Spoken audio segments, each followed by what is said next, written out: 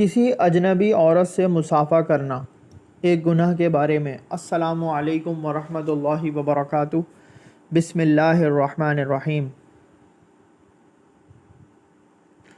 رسول اللہ صلی اللہ علیہ وآلہ وسلم نے فرمایا، جس نے اجنبی عورت سے مصافحہ کیا تو قیامت کے دن وہ اس حالت میں آئے گا کہ اس کے دونوں ہاتھ اس کی گردن سے جکڑے ہوئے ہوں گے، اور پھر اس کے حق میں جہنم کا فیصلہ ہوگا، اور اگر اس سے ناجائز بات چیت کی ہے تو قیامت کے دن بات کے ہر جملے کے بدلے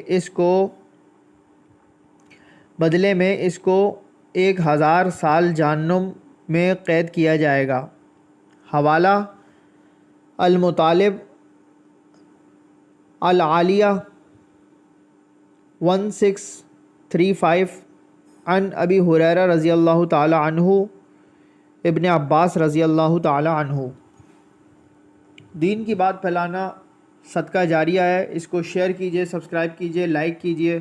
اللہ تعالی ہم سب کو اس عذاب سے محفوظ فرمائے، محفوظ رکھے۔ جزاک اللہ خیرہ۔